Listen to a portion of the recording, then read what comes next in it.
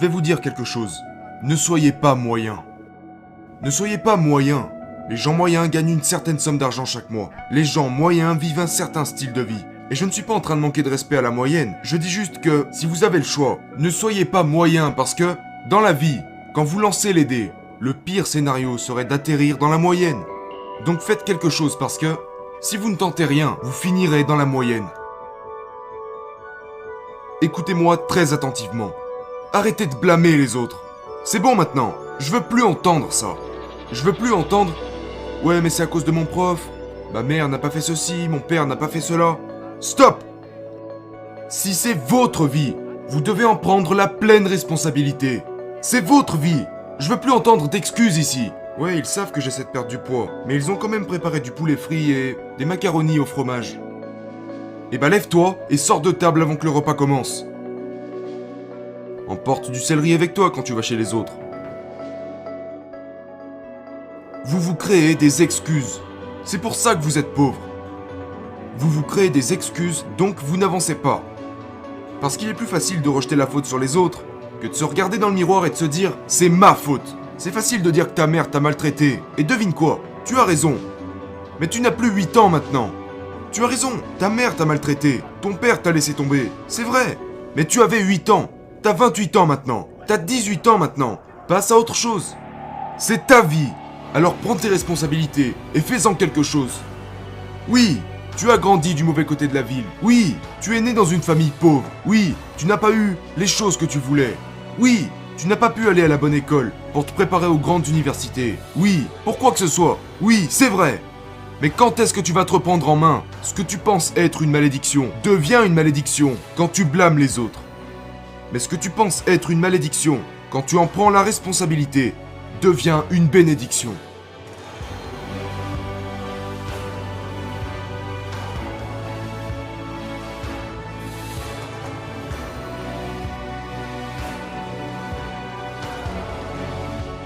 Je veux que vous sachiez quelque chose.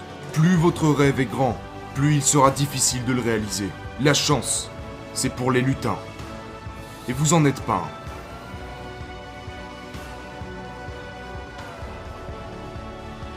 Je répète, la chance, c'est pour les lutins. Et vous en êtes pas un. Je vais pas vous réciter un conte de fées. Mais ce que je veux vous dire, c'est que si vous êtes prêt à passer en mode bestial, vous pourrez avoir tout ce que vous voulez. J'en suis la preuve vivante. Vous pouvez partir de zéro. Vous connaissez mon histoire. Ma mère était une adolescente. Ma grand-mère a eu 14 enfants. De zéro. Une maison, 2 chambres, une salle de bain. Ma mère s'est fait expulser parce qu'elle est partie de zéro. Quand je suis allé au lycée, j'étais en décrochage scolaire. J'étais un sans-abri. Ça m'a pris 12 ans pour obtenir un diplôme qui aurait dû me prendre 4 ans. À l'université, je suis parti de zéro.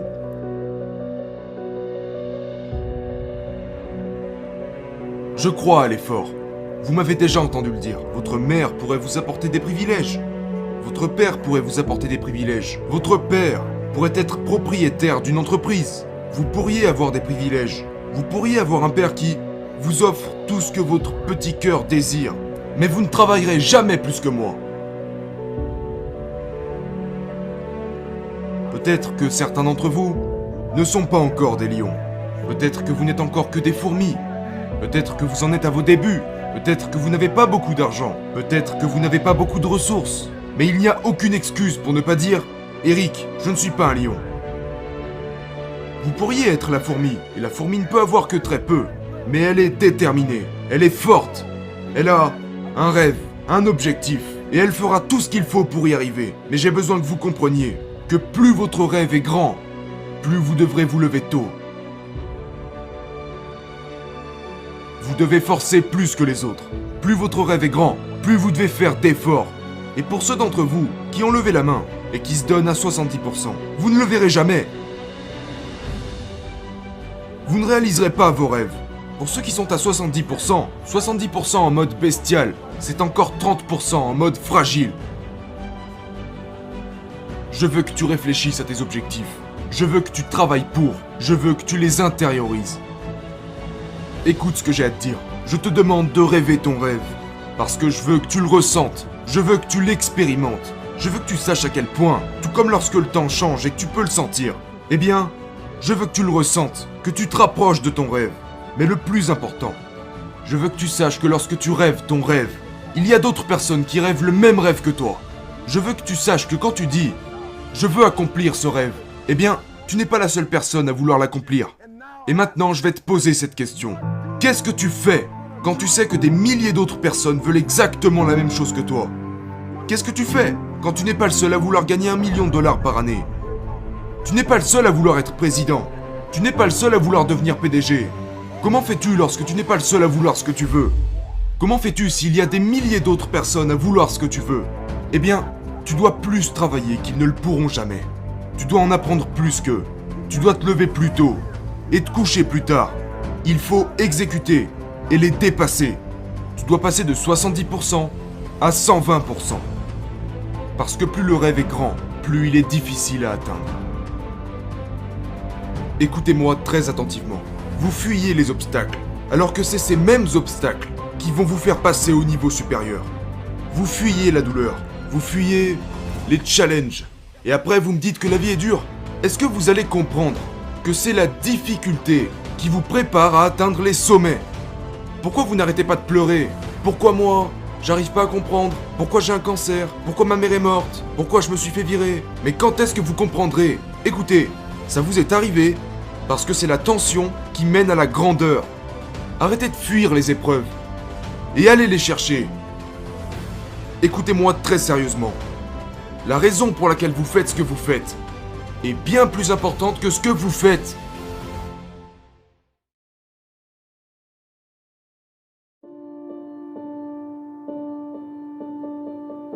S'il y a quelque chose dans la vie que tu n'as pas encore obtenu, c'est uniquement à cause de qui tu es et de comment tu penses. Qui ici traverse une période difficile et qui, à cause de cette difficulté, est sur le point d'abandonner? Voyons voir. Levez la main. Qui est prêt à abandonner? Qui est en train de se dire « Il m'est arrivé quelque chose et je vais arrêter, je suis prêt à abandonner ». Je vais vous dire quelque chose. Vous pouvez trouver une raison pour continuer. Et vous savez pourquoi vous pouvez trouver une raison pour continuer? Et pourquoi vous êtes assez fort pour le faire? Parce que vous êtes humain. Et chaque humain a ce qu'il faut pour surmonter tout ce qu'il traverse. S'il décide de le faire. Passez au travers. Passez au travers. Les tragédies et les épreuves, tout le monde en a. Mais seuls les plus forts survivent. Et si la raison pour laquelle vous faites ce que vous faites n'est pas claire, vous devez revenir en arrière et tout reprendre à zéro. Parce que si votre pourquoi n'est pas clair, vous ne le ferez pas. Pourquoi? Parce que la vie va t'envoyer une poignée de conneries au visage. Et je vais vous dire un truc, je me fous de savoir qui vous êtes. Parce qu'avant de pouvoir réussir, la vie vous mettra à genoux. Si vous êtes faible, vous serez pauvre. Et je ne suis pas là parce que je suis le meilleur. Je suis là parce qu'ils ont essayé de me briser, mais qu'ils n'y sont pas arrivés. J'ai besoin que vous passiez un temps considérable à rêver chaque jour. Laissez-moi vous dire pourquoi. J'ai remarqué que les gens qui rêvent, et les gens qui rêvent grand, ont une vie différente des gens qui ne rêvent pas.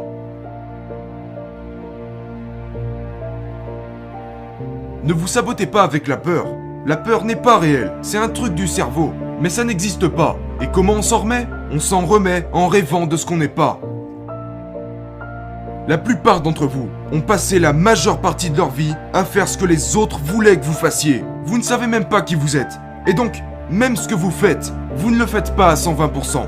Parce que vous faites ce que quelqu'un d'autre veut que vous fassiez. Et que vous n'êtes pas assez bon pour devenir la personne que vous voulez être.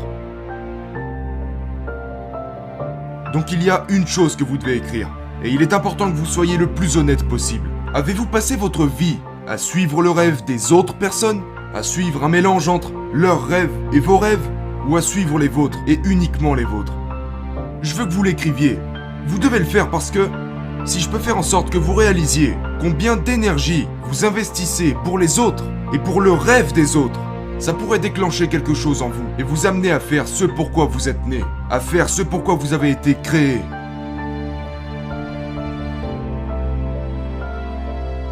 J'ai besoin que vous vous concentriez sur la raison pour laquelle vous êtes né en premier lieu. Pourquoi êtes-vous ici sur Terre, à cette époque particulière? Que faites-vous ici?